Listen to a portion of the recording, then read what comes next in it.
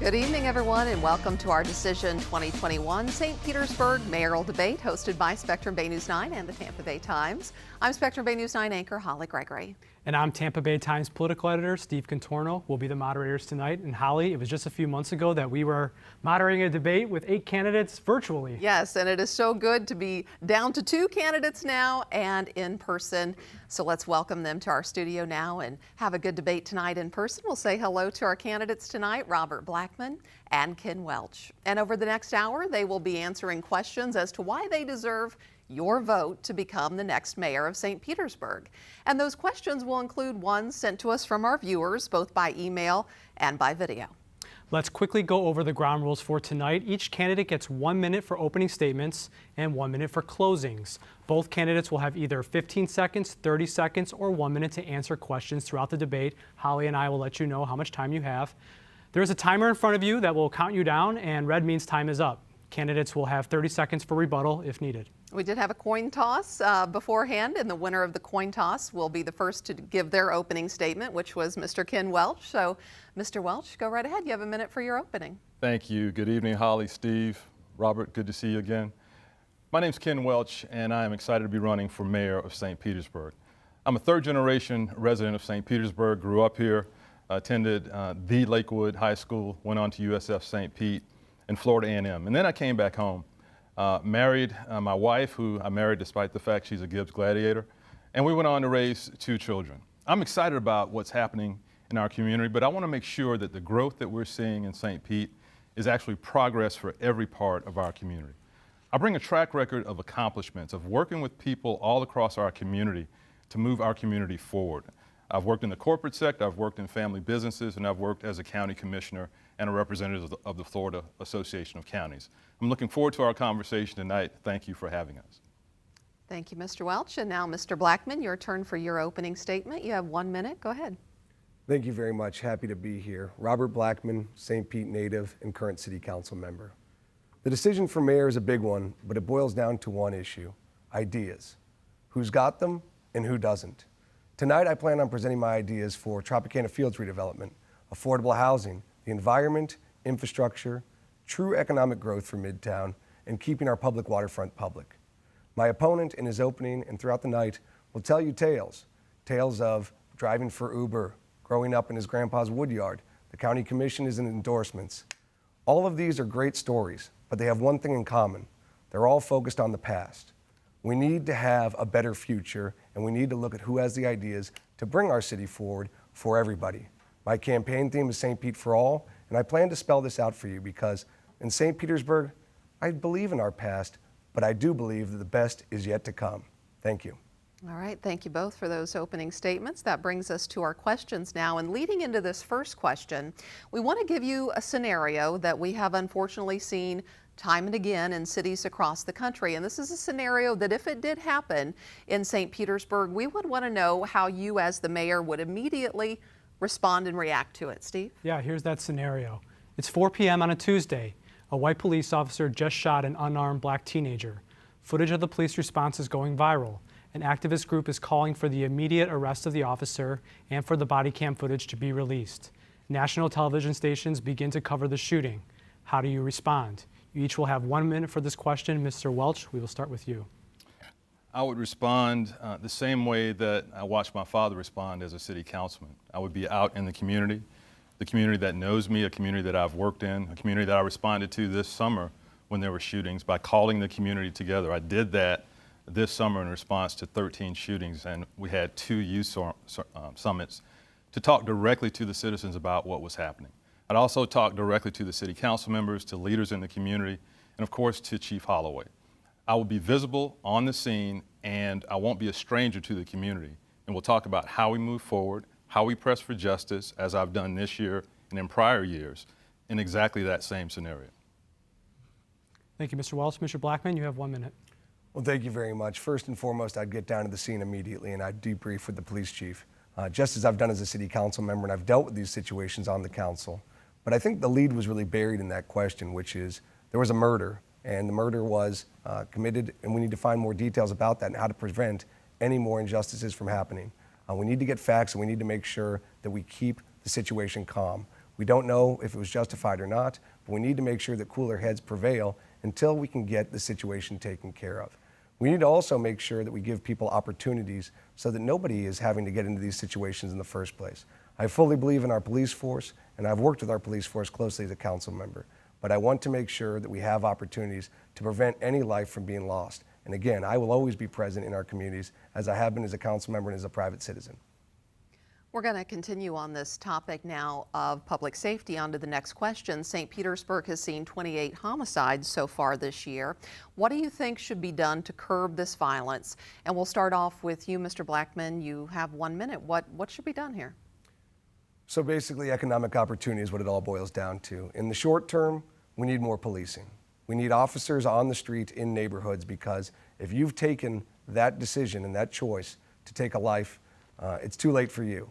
And we need to make sure that those who violate protocol and they take a life, that justice is served. But in the long term, we need more options for economic opportunity and for youth programs. That's why I've fought to revitalize the Science Center. That's why I've also pushed for more job programs like after school and summer jobs for our youth, working in our parks, a mentorship program where teens mentor those in middle schoolers can partner with those in elementary school. We need accountability, and we need more options, because somebody who's not desperate does not commit a murder. And we need to make sure that everybody has options so they can live, work, and play in St. Pete, and they feel they have a future where they are valued in our community. Mr. Welch, 28 homicides, that's pushing a sad record here. Absolutely. What do you think should be done to curb it? Well, here's what I've already done just this summer. After the 13th murder, I called a private summit of our young people and local leaders, faith leaders, educators to talk about what's happening in our community. We heard directly from young people. And this is why experience matters. What they want is opportunity in their community. The Science Center is miles away. And so this is the same old, we're going to build something to solve a problem in the urban community, but it's outside of the urban community without a real plan or any real way to get those kids to the opportunity. I want to build opportunity in the community where the problems are happening. And so I'm already working on that. I've had 2 youth summits. We brought in young entrepreneurs like Chris Roberts, who owns Urban Inc. on 34th Street South, who employs 8 people. And we're connecting young people with opportunity in the community. I want to upgrade our community centers to be empowerment and innovation centers in the community and have a real continuing dialogue with our young people, as I've been doing for years. May I jump in on that? Sure. So first of all, I would consider our community inclusive of West St. Pete. The premise that the Science Center is not in our community is flawed from the get-go. But second of all, I think it's great that Commissioner Welch is trying to move forward now after 20 years of kicking the can down the road. He has had experience getting nothing done. And where are the programs that he's created? In my time on council, I brought together a consensus to get the Science Center project off the ground, despite the administration, which has endorsed him's better wishes. We're going to get results for our kids no matter what. May I respond? Please. Robert, you can't have your own facts, and you can't have it both ways. You can't say there was a renaissance under Mayor Baker when I was serving at the same time and supported many of the initiatives that he brought forward, like the CRA for downtown, like taking ownership of Tropicana Field. When you ask what have I done, you're not aware of the South St. Pete CRA, which is the first CRA in the county's history that brings back recurring funding, more than $5 million last year, to address poverty, jobs, and education in South St. Pete. I can't do your homework for you, but there's plenty of a solid record of what we've done in South St. Pete. You ought to do your homework. The CRA has been rife with issues from the get-go, and we need to make sure we have an oversight of it. Where it has not been oversight properly, and I'm disappointed with you. It's your oversight. Let's move on to the next question. Now we're going to stay on the topic of public safety, which has been really important. Mr. Welch, are you satisfied with the oversight and accountability of the St. Petersburg Police Department? What would you do, if anything, to change it? I'm a strong supporter of law enforcement and always have been. I'm proud to be supported by Sheriff Gualtieri and Sheriff Coates. I have a great relationship with Chief Holloway. We were supportive last year during the Black Lives Matter protests. I've always supported funding for our police, but I've also supported smart community programs so that the police aren't the answer for every problem. Under Mayor Baker in 2006, Robert, you might not know this, there was an issue with homelessness being criminalized. Tents were slashed in St. Pete. And so as a county commissioner, I led the Homeless Leadership Network, and we started funding for Pinellas Hope, $500,000 a year, so that folks aren't arrested for being homeless. And we started the teams of a social worker and a police officer back then, 4 years ago, and it's been working. And so there are ways we can work with law enforcement to take the burden off of them and still have a safer community. I've been doing that for over a decade. I'll do that as mayor as well. Are there any new levels of accountability that you would ask for? Are you satisfied with what is the current state of things? Last year, after the George Floyd protests, I asked the county commission to ask every law enforcement agency in the county to look at their compliance with the standards of 8 is enough. And every police agency did that. St. Pete had already complied with all of those except for the written requirement that you intervene if you're an officer.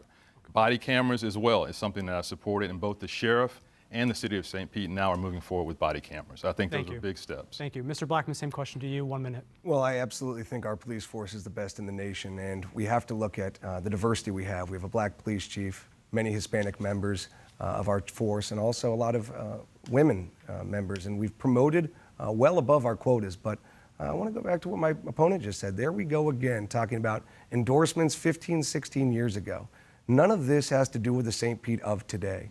The St. Pete of today is a diverse St. Pete, and it's an evolving St. Pete. We need to be on the cutting edge there, not looking backwards all the time. I will look backwards for a moment, though, to last year when our mayor, who's endorsed my opponent, made our police chief take a knee with protesters.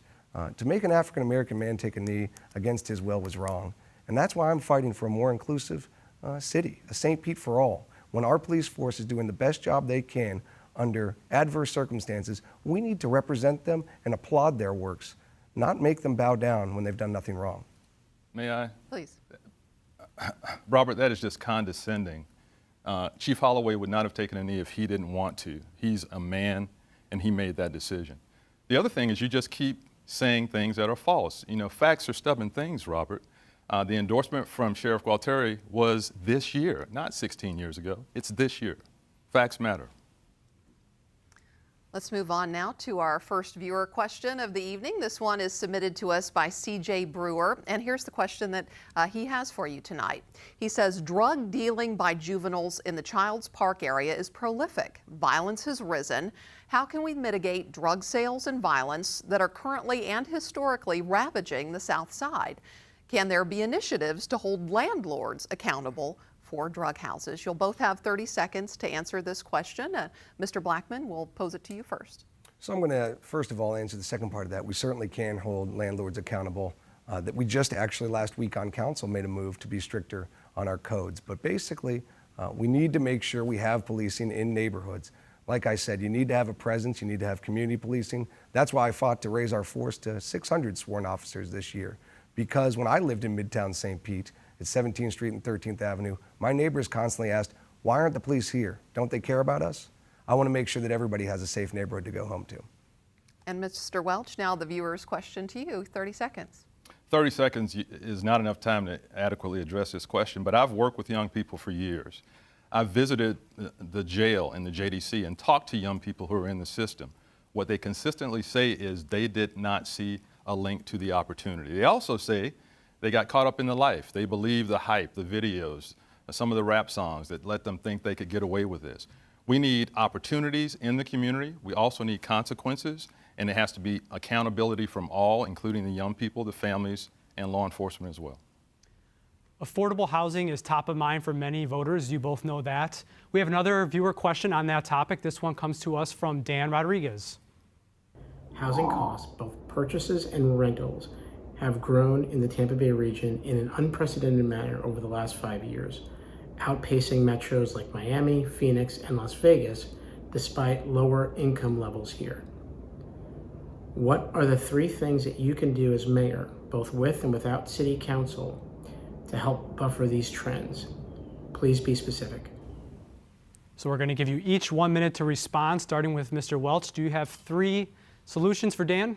I do. 3 things that I've already been working on is creating a funding source. As a county commissioner, we created the Housing Trust Fund during my chairmanship of the commission that has allowed more than 4,000 units of rental apartments, affordable rental apartments to folks making $19 an hour and less, and help 4,000 people move into their own homes. That funding source now has over $100 million due to the penny for Pinellas. I want to aggressively draw those funds down The Skyway Lofts on 34th Street South and about 39th is going up right now. That's 65 units of affordable housing to folks making $19 an hour and less. It's drawing those funds down. I also want to look at our procedures within the city of St. Pete in planning and permitting. It takes too long. We need to have business process improvement, which is something I've done in the private sector. And we also need to get our policies moving. The NTM1 zoning, which allowed duplexes and triplexes, has been sitting in City Council. We need to get that moving forward as well. So those are the three things that I'll immediately take on as mayor. Thank you. Mr. Blackman, your 3 priorities? Thank you very much. Some of my priorities are shared with my opponent. First of all, the NTM1 zoning. I guess he's unaware, but last week at council we had a vote to start implementing that throughout the city, and we're moving forward with that process. I'd be happy to fill you in with notes later after the debate. It's been a year, Robert. But second of all, what I've said is we need to look at getting people off the rental roller coaster. What we need to do is we need to allow for home ownership, because the only type of true equity is financial equity. And we need to make sure that people have ownership in their community, because a rising tide does not lift all boats. Some people are drowning in that rising tide. And because of that, what I would like to do is I would like to implement a citywide, city-backed mortgage program. Because a lot of times with the cost of construction, land, labor, and materials, it's too expensive to build new. We can focus on buying old condo units that retail for $50,000 to $125,000 to give those who are truly in the 50% area median income class and lower an opportunity at home ownership. It'll keep them focused, and it'll keep people on the path to the American dream in our city. Mr. Welch, you were referenced early in the response. Do you have a rebuttal? Well, the NTM1 zoning has been sitting in council for over a year, and so it was finally passed last week, as Robert said. Passed, but the other part of that is studies have shown when that's implemented in Chicago, for example, without a parallel effort to have truly affordable housing, then it actually increases the price of housing. What I've said, it has to be done in conjunction with truly affordable housing for folks making $19 an hour or less. I want to do both at the same time as mayor. I want to take exception with one thing. It's moving out of committee right now. We're in the process of having stakeholder involvement, but for a man who's running for the top position in our city, you should understand that we are working on this, and we're moving quickly for government, but there's a lot of stakeholders to talk to. I don't believe less than a year is a long time to implement zoning, especially for somebody whose primary job has been for over 20 years to be a public servant. Sometimes things move slow in the public sector. They don't have to, Robert. Less than a year is not that long. If you're looking for a home, it is. We're going to continue on this topic of affordable housing, so we can all weigh in some more on this next question. And here it is. 1/3 of evictions in St. Pete have been in the city's historically black community.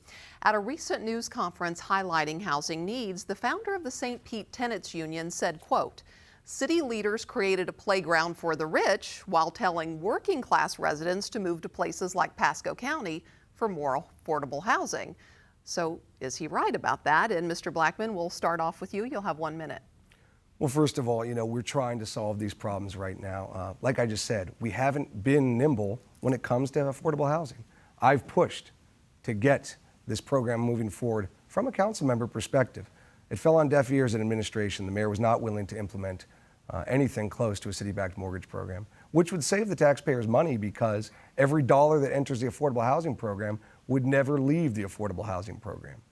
But that's exactly what we need. We need innovative thinking. We need ideas moving forward, like I've had with pushing this year again at the state level to have a change made so that we can waive affordable housing permit fees statewide if we want, but certainly in St. Petersburg, which will make a difference for getting units on the ground.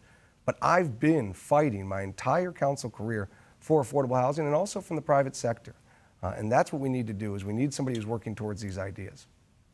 Mr. Welch, is he right? Has affordable housing just become unattainable for working class folks? No, he's not right. And Robert, you've joked about purchasing apartments and kicking the tenants out. You've joked about evictions. You just took $10,000 from a company that's actively evicting right now as we speak. And so I question at the hotel. So I question. No, I did not. So I question You canceled your it when the passion press for conference that. came out. So I question your passion for that. Here's what I've done. We have created, both through the Homeless Leadership Network and through the county's Housing Trust Fund, a continuum of housing, from emergency shelter for folks who are evicted to low-income housing and housing for folks in the workforce section, those making roughly $50,000 to $60,000, 120% AMI. I want to continue that plan with emphasis at the city. I want to have a policy level person in charge of opportunities for housing that we can implement quickly, and you've got to have a passion for doing the right thing. I've done that. I've served at homeless shelters. I've seen and talked to people who benefited from the programs we put in place. When folks are evicted, then you are setting them in the toughest place to get back into housing. The key is not to have folks evicted in the first place. May I respond to some of that? You know, the hypocrisy here is unbelievable. You know, Commissioner Welch was having a fundraiser at the site of where all the tenants were being evicted in downtown St. Pete. He moved it at the last minute when he found out that there'd be negative press. The tenants union, they're doing good work, but I was also dismayed to find out that the head of the tenants union is being paid by Ken Welch's campaign. They're being bankrolled by him. And you need to look at who's gotten more developer dollars, and he's certainly got more money out of Miami and out of state than I have. Well, I can't counter all that in 30 seconds, but my fundraiser was being put on by a group of folks. It was supposed to be at the Cordova. When we found out that tenants next door, the company that donated $10,000 to you, was starting to evict tenants in as short as 15 days, I told my staff to move that, and I didn't want to have a fundraiser there. And so those are the facts. I The appreciate day of he moved it, I'll be very clear on that. That's not true. It is true. And also, we need to look at how much money you've gotten from Miami and New York developers. A magnitude of 5 or 10 to 1. I've been fighting for the people of our city. I'm not taking out of town dollars. May I respond to that? Please do. I was outraised in the primary by hundreds of thousands of dollars. So I did what I had to do to be competitive, but I was far outraised by another candidate. And so the folks who donate to campaigns, many have donated to you as well, including the person who's evicting tenants right now. Folks know that I will be accountable. And even the Rays, you talked about your meetings with the Rays, and then you tried to ding me because they contributed to me. Well, they talked to both of us. They made a determination that I'd be the best person for mayor. There'll be That's plenty how of you get time to donations. answer for that, but I will not ever sell out St. Pete, period. Not for an election, not for $1. Doesn't matter the price. That's why I've been out fundraised, because I'm not willing to sell my principles. I'm fighting for the people. All right, I do appreciate the back and forth. We had a good debate so far. We've covered a lot of ground, but with that, we do need to pause for a quick commercial break. You are watching Decision 2021, St. Petersburg Mayoral Debate, brought to you by Spectrum Bay News 9 and the Tampa Bay Times. We will be right back.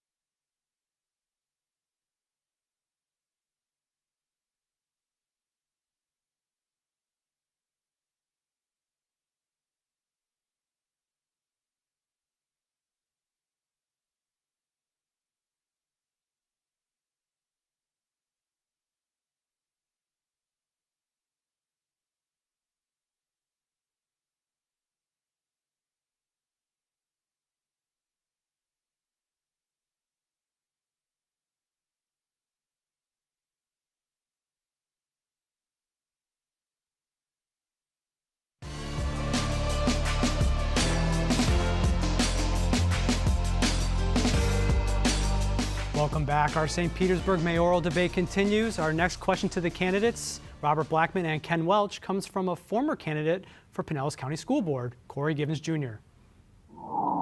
What is the most important lesson in life that you had to learn the hard way? Great question. The lessons you learn the hard way are the ones that you always remember. So you'll have 30 seconds to answer that question, each of you. And Mr. Blackman, your hardest lesson. Well, first of all, thank you, Corey, for the question. It's good to see a young leader who certainly has a future in politics out there. The hardest lesson I'd say to learn is how to get things done in the political system. You know, it's very difficult to move things forward. I've fought, though, and I've attained success on the city council, and that's why I want to take those successes to the next level. As my opponent said, things don't need to take a long time in politics. And that's what I found out a way to do. I found out a way to message and to get out to the people and really engage them to make sure it's a government for all. Mr. Welch, your most important lessons in life? Thank you, Reverend Givens, for a very complicated question. What I've learned is to always be true to yourself, be true to your faith, the things you believe in, and do not compromise. It's good to collaborate and to discuss issues. But at the end of the day, you need to do what you feel is right. And I think that's what will serve me well as mayor of this city. Thank you both for those answers. Mr. Welch, we have an individual question for you now. Okay. In 2018, while on the county commission, you lobbied members of the Juvenile Welfare Board to hire a company that had recently hired your wife. Was that appropriate? And what will you do to ensure there are no conflicts of interest in a Welch administration? You have 1 minute. It was appropriate, and let me just say I am very proud of my wife and the work that she's done in this community, working with young people in the neighborhoods most impacted by the achievement gap. In fact, she was volunteering when JWB asked her to come and run a faith-based program, and she ran that program for over a decade with great success. The day I announced that I was running for mayor over in Tampa, not 2 weeks later, the attacks started, and the attacks were cowardly attacks on me, but through my wife. What I'm very glad of is that JWB, in their official record, February 2019, said that my wife ran a program in complete compliance with all of their regulations. It was standards-based, it was effective and more cost-effective than many of their other programs. And so what I am very thankful for is that the truth came out, and I'm very proud of all the work that my wife did. But why did you call those members of the board to speak on her behalf while you were a member of the Pinellas County Commission? So that the truth would come out, and there is no relationship between the County Commission and JWB that is in the record. They are an independent body. And so the reason I did that was so the truth would ultimately come out, and it did, and I'm very pleased that it did. And now an individual question for you, Mr. Blackman. You do own a fair amount of property in the city, as does your family. So how can the public be sure that you will always act in their best interest of the people of St. Pete and not necessarily the personal interests of yourself or your family business? Well, absolutely. First of all, I'm proud of my record in the private sector. You know, I've provided housing, 100% of which is below market rate in our city. I've done well in business, and I want to bring those successes to City Hall. You know, there will never be a conflict because my primary occupation has never been to get money from the government for service. I view the job of city council and mayor as just that, a public service. I want to get in, fix some problems, and get back out. My opponent for over 20 years has relied on the government's dime as his sole source of income. He's unrepentant for things like what we just discussed. As the Times called an obvious lapse of judgment, an obvious conflict of interest as recently as last week.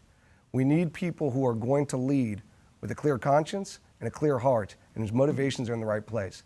I'm that person who's always fought for our communities, whether I was an elected office or not. Mr. Welch? Yeah, let me just respond again, Robert. You have the facts wrong. I worked in the private sector, leading technology and finance for 20 years with our largest corporations, Florida Power, Raymond James, St. Petersburg College, where I designed their budget system in 2011. So I've got plenty of private sector experience, also experience in family businesses. And so that is the fact. I've not depended on the government. I've had significant experience in the private sector. So again, you're just saying something that's just not true. My statement was primary source of income. Would you not say that the county commission was your primary source of income for the last 20 plus years? Well, let me say this, Robert. I'm The not answer here to that is yes. No, I'm not here to answer your questions, but what I'm saying You don't need is to answer mine. You need to I answer have the worked in the people. private sector just as long as I've been a county commissioner. And there was a change made to the state law for double dipping because of instances just like that. No, it was not. Again, you just don't have the facts straight. All right, answer to the people. We're going to move on to another really important topic for the past 2 years, the coronavirus pandemic. And we have a viewer who has a question about the topic. Here is Wendy Grassi. I would like to ask the candidates if they approve of the way Governor DeSantis has led Florida through the COVID epidemic. Mr. Welch, we'll start with you. You have 1 minute to respond. I believe the governor's approach could have been a lot better. I think our approach here in Pinellas County was based on science. We were working together, and we were working with our friends and colleagues in Hillsborough County as well, the commission, and Mayor Castor, to make sure that we had a science-based approach. It should not be partisan. We work with sheriff, law enforcement, local businesses to make sure that we responded to the pandemic, also working with healthcare professionals, the medical directors of our local hospitals to make sure we kept our hospital capacity open. And when we had to, we called for a safer at home order, and we also called for masks when the science said we needed to do that. to keep our hospitals flowing, to keep our ICUs at a manageable level. And I think we had a great approach at the local level. I think the state's approach could have been better, just if nothing else in communication. And Mr. Blackman, what are your thoughts on Governor DeSantis' handling of the pandemic? So when the pandemic hit, there was widespread confusion. People didn't know what to do. We didn't know if we were going to shut down. Then we did shut down. There was a lot of confusion, and a lot of people reached out to me individually asking questions. I stepped up, even though I was new on the council, and I led. I reached out to colleagues and friends of mine who are doctors, and I said, what is the best way to move this forward? What are you guys seeing on the ground? I put forward a detailed multi-step plan for reopening, but also for shutting back down based on science, numbers, and true metrics. We always need an open and honest and fair assessment of where we're at. As long as we have solid numbers, we can lead from there. And I was the leader on that. Later on, most of my points were led and put into effect statewide, and that's what became generally accepted, but I led the curve on that. I also, though, fought against the shutdowns when it had been too long. A state of emergency after 14 months, I called out the mayor because I've never been afraid to lead. Enough is enough, and sometimes the mayor pushes too far when he's trying to circumvent council for his own gain and purposes. I'll say, Mr. Blackman, you didn't necessarily answer the question. As far as Governor DeSantis' approach to the pandemic, more people died in the past year in Florida than anywhere else in the country. What are your thoughts on how he specifically handled this last wave? Well, you know, the thing is, truly, we did what we could on the local level. I'm not going to second guess somebody who's a job I'm not running for. And history will dictate whether the decisions made were right or not. You know, right now, our numbers are looking great. Right after just the last few months, we've had schools open. So, you know, what the job I'm running for is municipal government. I led our municipal government forward during that shutdown. Ron DeSantis will answer next year whether people think he did a good job or not. Again, we have a people-focused government, and we'll see what happens in 2022. You wanted to respond, Mr. Welch? Well, I was just going to say, you know, Robert continually talks about the plans he made. Well, you can't lead if nobody's following. Nobody implemented the plans that he's talking about for the pandemic. And so that's the difference between actually having an accomplishment and getting something done and serving the community, or just writing up a plan that not even your own city council adopted. I'll also say that as far as the DeSantis administration, the lack of adhering to science, the gag order on the local school boards, for example, I think was very unnecessary. This constant preemption is hurting our response in local government. Well, that leads me Really quickly, let me bring this up, though. Ken's right. You know, we need to have more interest and attention on our local government. My plan had over 15,000 views online. It was shared widespread. But I think it was more substantial than the plan he put out, which was non-existent. I believe he called the big victory when he said to reopen beaches. And I said, beaches make no sense. If we're going to reopen anything, let's reopen businesses, but in a smart way, with masks, with distancing, with outdoor dining, so that we can put hardworking people back to work and get the money in their pockets so that they can provide for their families. I led, he did not. Again, that's just factually incorrect. The emergency order that we passed at the county commission included a request that I put forward that masks be considered early when the science was saying that. Dr. Cho and others were talking about masks. So that was a countywide ordinance that went into effect that I led on and voted on. And so again, what you're saying is just not factually correct, Robert. The majority of headlines was reopening of beaches, which I don't think really helped anyone. It's not headlines. But brought tourists from out of town. It's what was in the ordinance. And again, you said how many people are paying attention. We heard beaches. All right, we wanted to hear more. We've touched on this issue of local control, and we're going to dig into that a little bit deeper with our next question. Governor DeSantis, as you know, did prohibit local governments on certain decisions when it came to COVID-19 protocols, also renewable energy, even sunscreen. And Mr. Blackman, you're on record. I've heard you say that you believe those local decisions are best made at the local level. So where do you think, if you do, that the governor has overstepped, you know, home rule and not honored that enough, and how would you challenge that? Well, that's a great question, and it does directly play into what we just discussed. I am a home rule guy first and foremost. Those closest to the issues are those most equipped to make the decisions.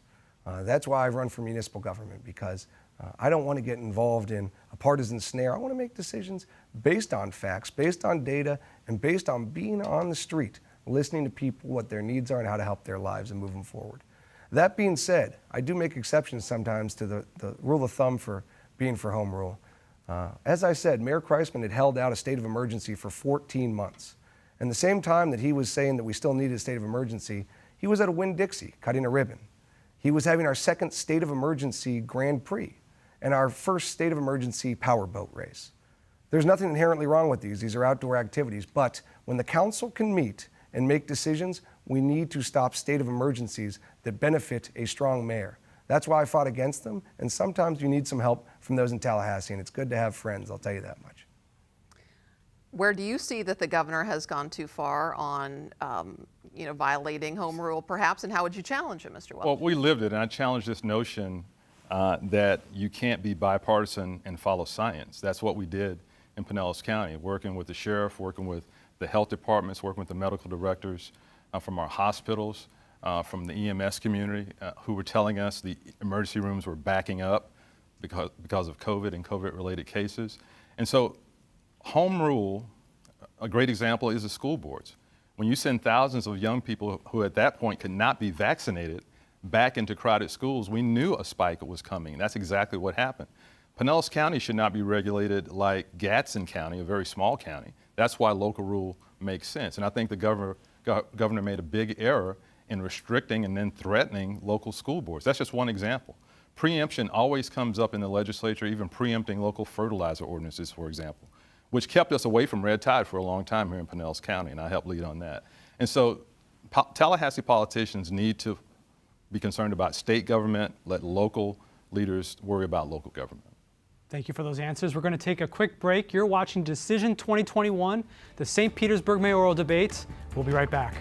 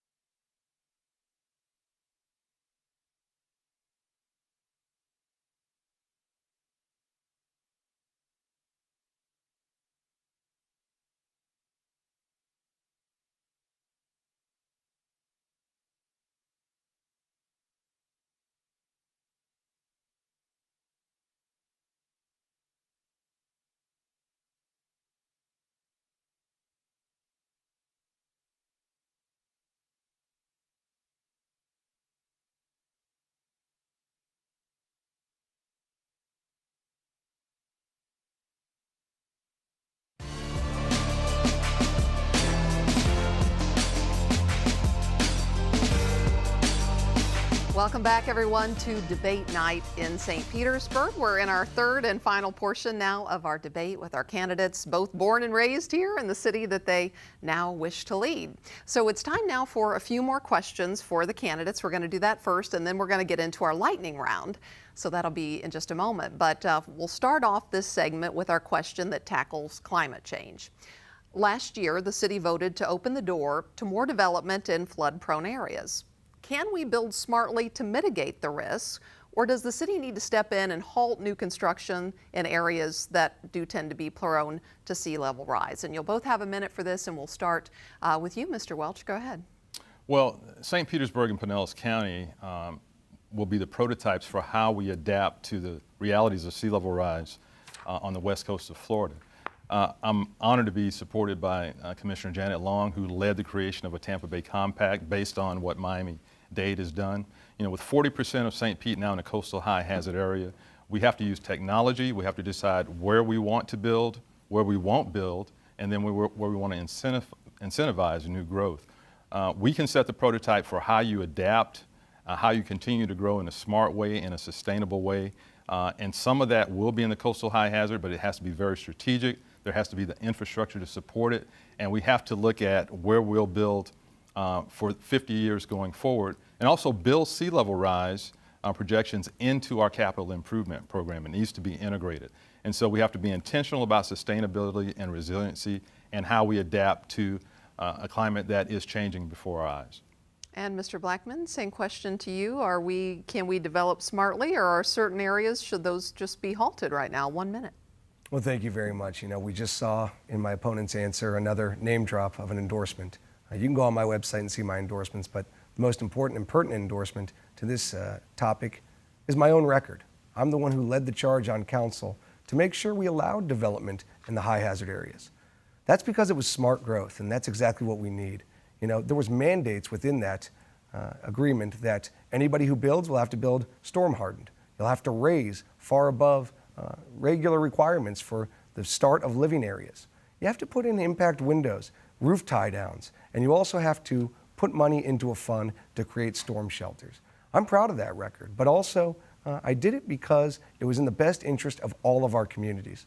You know, you can't change the rules halfway through the game, and why should now we force building inland to what is traditionally African American neighborhoods? It wouldn't be fair and it would cause gentrification. That's why I was proud to allow for smart growth in the coastal high hazard areas. Go ahead, Mr. Welch. Well, I would add, Robert, get used to it because I've got a lot more endorsements I'm going to talk about.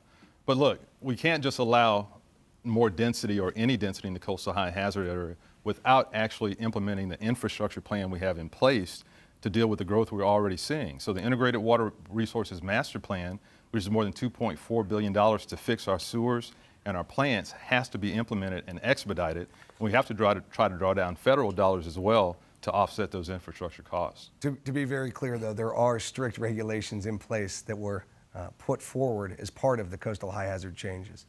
And again, we can talk endorsements all day long. I have over 40, but endorsements are not what this is about. It's about who themselves has the record and the vision to lead our city forward.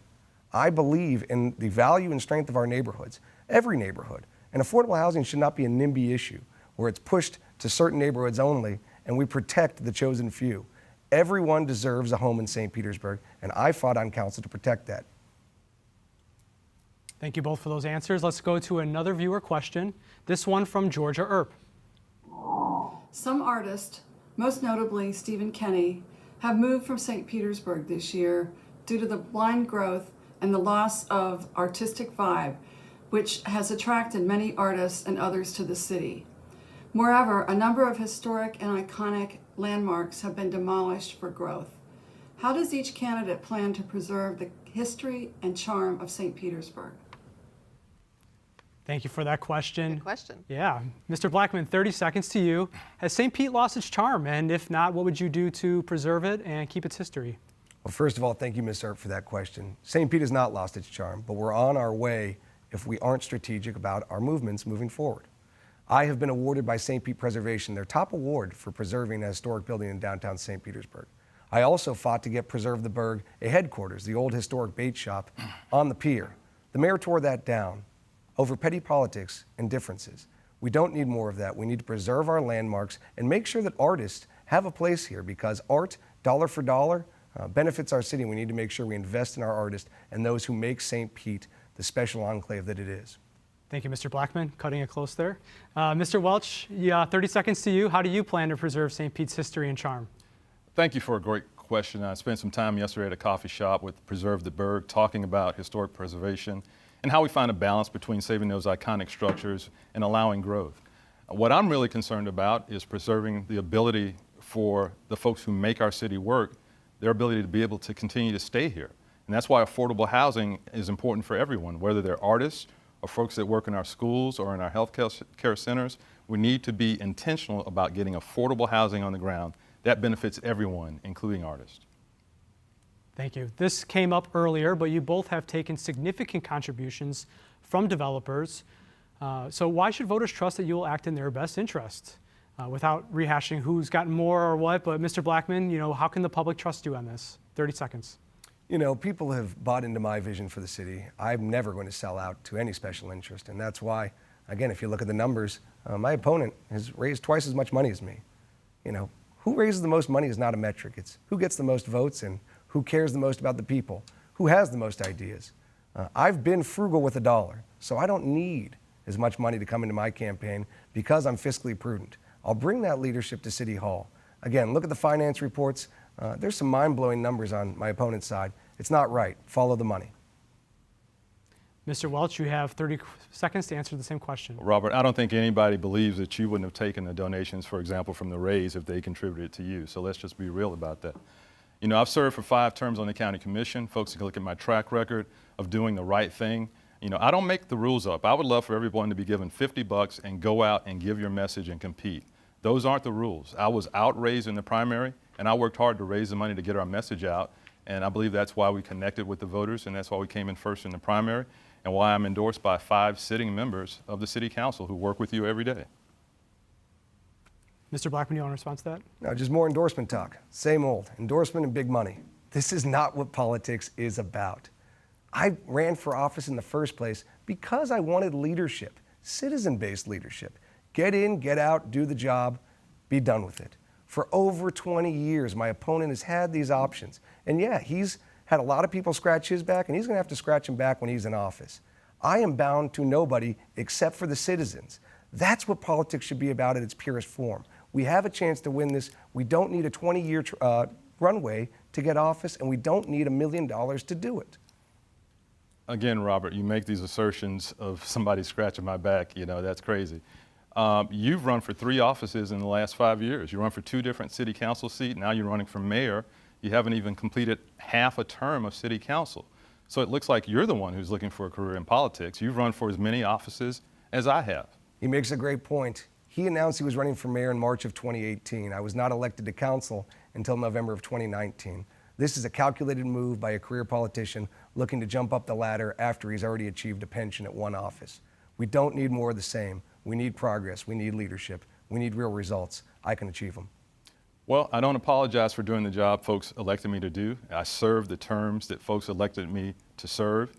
You've run 3 times. And you've run as a Republican and a Democrat. I've never run as anything but a nonpartisan. He'll do anything to get elected. Not really the point, what I ran as 20 years ago.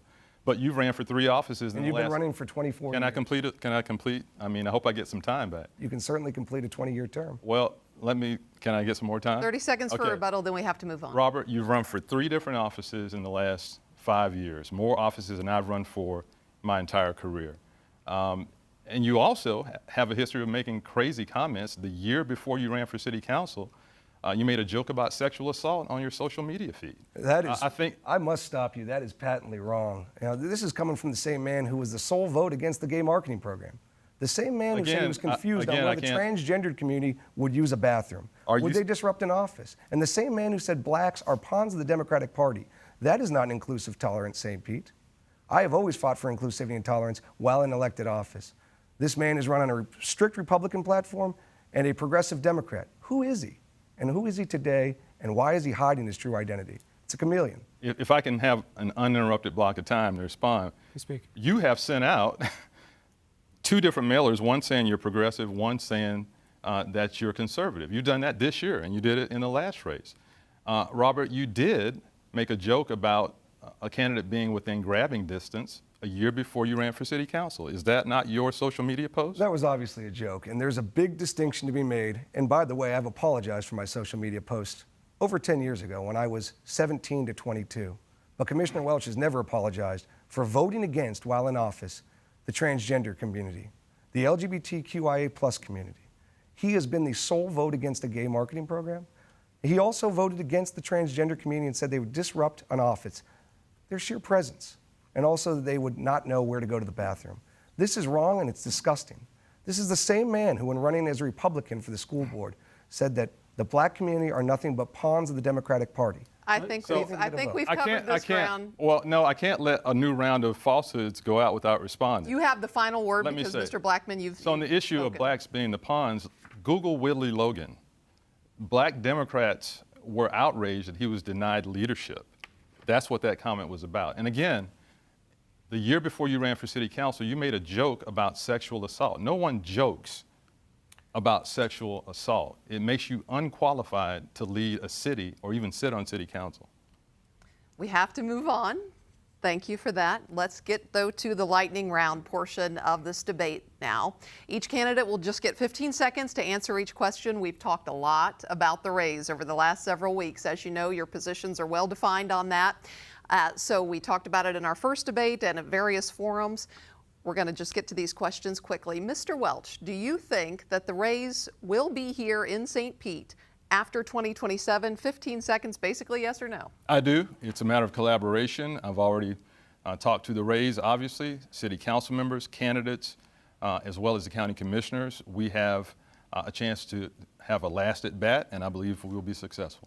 All right, Mr. Blackman, same question, 15 seconds, 2027 comes. Will the raise still be in St. Pete? Depends on who's elected. This is an important election. Follow the money. $50,000 donation to my opponent while he's endorsed by Jane Castor, mayor of Tampa, while Tampa rolls out a new stadium site. Always, I will fight for the city of St. Pete over any special interest or over any amount of dollars. We'll stay with the Rays topic on this in our lightning round. Do you think that Stu Sternberg, owner of the Rays, has been a good partner with the city? Mr. Welch, yes or no? I think the Rays have been a good partner. The history of the gas plant, the promises were made, is still a promise unfulfilled. But no one can deny the product the Rays have put on the field. They beat the Yankees and the Red Sox with a low payroll. I think they've been a good partner. And to you, Mr. Blackman, good partner, Stu Sternberg? You know, I think the Rays as an organization have been good partners. I will say that if you look at the extensive list of nonprofits they've supported, they've also supported my plan to revitalize the Science Center. I'm thankful to the Rays for what they've done while they've been in our city, and that's why I want to have a collaborative effort to make sure they stay here. All right, moving on in our lightning round. Do you support Charter Amendment 1, which would change how members of City Council are elected? Mr. Blackman, you first. Well, you know, I think the voters are ultimately going to decide on this, but it's tough. And why I say that is you look at different issues. If you have somebody elected from only their district, you're going to have a lot more tribalism. You're going to have a lot more people who are taking votes in different ways than if they have the entire city to elect them. Will you be voting yes or no? I'm honestly still undecided and listening to information. That's not a joke. Mr. Welch? Ultimately, it depends on the character of the people you elect. When we went to a 4-3 split at the county commission when I first went in, folks were afraid of that tribalism. It did not happen. That being said, I support a 4-3 mix, not a complete single member approach, and I will not be supporting that amendment. Thank you. Another issue that's been on top of many people's minds is the businesses on Central that turned their parking spots into additional outdoor seating for the past year and a half. That ended this week. Is it something you would bring back permanently, potentially? 15 seconds to you, Mr. Welch. I'd have to analyze it, talk with the business community, see what the benefits of doing that are. I mean, there have been discussions about blocking off a large portion of Central Avenue to make it walkable. And so I just have to take a look at the costs and benefits of doing that and see what the business community thinks about it. Mr. Blackman? Right, so just last week I met with a store owner who said it's going to cripple his business if the outdoor dining is taken away. We use that as kind of a way to rub in the fact that the governor took away the state of emergency. But what I would do is I would re-implement it, but you'd have to pay a much greater permit fee. It was free the way it was rolled out during the pandemic. You'd have to pay every year for missed parking. Thank you. Our next lightning round question now was submitted by a viewer, and Jim writes, what is your favorite icon of St. Petersburg? 15 seconds, Mr. Welch. It's the Pelican. That was quick. Yep. Mr. Blackman, your favorite icon of St. Pete? You know, my favorite icon of St. Pete is probably, I'd say probably City Hall. It's beautiful, it was built in the 30s, and it really represents hope and also the past, but also the future of our great city. All right, another lightning round question for you guys.